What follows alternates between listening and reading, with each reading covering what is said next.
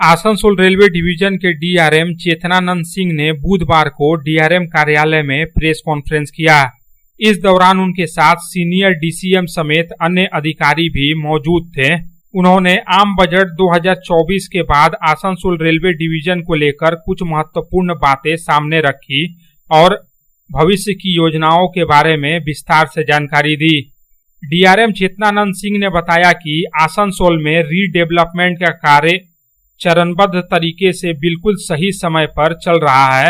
उन्होंने बताया कि पूरी उम्मीद है कि वर्ष 2025-26 तक रीडेवलपमेंट का कार्य पूरा हो जाएगा। डीआरएम ने कहा कि बजट आवंटन को छोड़कर आसनसोल रेलवे डिवीजन में इंफ्रास्ट्रक्चर पर वर्ष 2021-22 में 285 करोड़ रुपए खर्च हुए थे, जबकि वर्ष 2023-24 में 520 करोड़ रुपए खर्च किए गए। इस वर्ष 800 करोड़ रुपए खर्च करने का लक्ष्य निर्धारित किया गया है।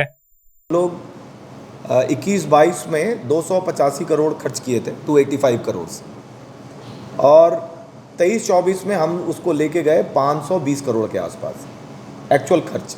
ये मैं एलोकेशन की बात नहीं कर रहा हूँ, जो एक्चुअल हम लोगों ने खर्च किया कैपिटल एक्सपेंडिचर। और इस साल मिनिमम 800 करोड़ खर्च करने का हम लोगों ने लक्ष्य लिया है।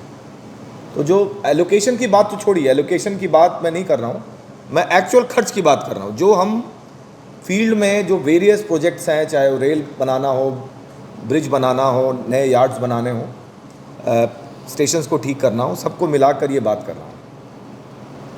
अब आता हूँ कि जो नए प्रोजेक्ट सैंक्शन हुए हैं, जैसे झारखंड के विषय में आप सभी जानते हैं कि जसीडीह हमारा एक मेजर बॉटलनेक स्टेशन है। वहाँ पे लगातार आपको पता होगा कि सारी ट्रेन्स जसीडीह में रुकती हैं। ऐसा कोई ट्रेन नहीं है जो जसीडीह में नहीं रुकती है। दुरंतो भी नहीं रुकता था, उसका भी स्टॉपेज हो गया है, क्योंकि बाबा के मंदिर के कारण वहाँ पे श्रद्धालु बहुत हज़ारों लाखों की संख्या में आते हैं। श्रावण में तो आते ही हैं, साल भर आते रहते हैं। तो अभी ये तुलसी टार में एक लूप बनाया गया है। हम लोग ये चाह रहे हैं कि जसीडीह को डीकंजेस्ट किया जाए, तो ये वर्क सैंक्शन हो गया है हमारा।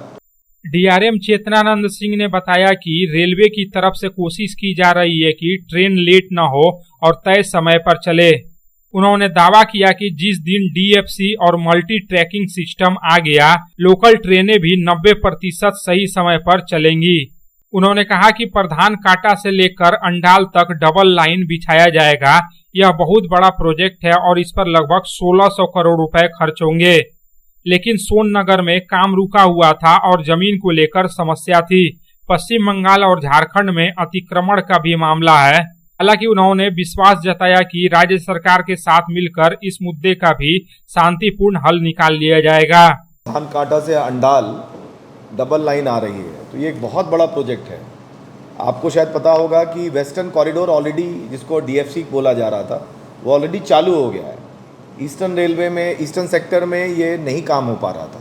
सोननगर तक आके गाड़ी रुकी हुई थी और ज़मीन वगैरह को लेकर काफ़ी चिंता हो रही थी। फाइनली प्रधान कांटा टू अंडाल 1600 करोड़ का प्रोजेक्ट है। ये पूरा जो काम है कि अंडाल तक हम डायरेक्टली डेडिकेटेड गुड्स ट्रेन चलाएंगे। अभी क्या हो रहा है, आप सबको पता होगा कि हम लोकल पैसेंजर ट्रेन 100% पंक्चुअलिटी से नहीं चला पाते हैं। मेल एक्सप्रेस और लोगों का, जैसे आप बता रहे हैं, और ट्रेन चलानी चाहिए, लाइन चोक हुआ पड़ा है। जैसे ही ये गुड्स ट्रेन हमारी उस लाइन में चली जाएगी तो पैसेंजर को ज़्यादा ट्रेन चला सकते हैं, लोकल ट्रेन भी राइट टाइम चलेगी। तो एक बड़ा गेम चेंजर है।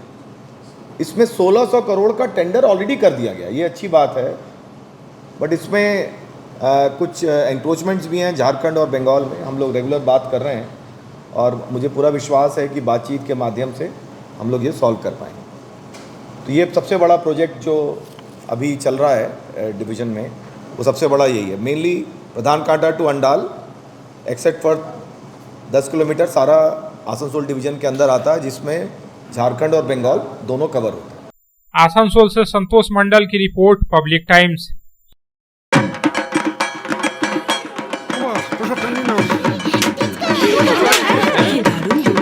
কার চয়েস দেখো, মহিষাসুর।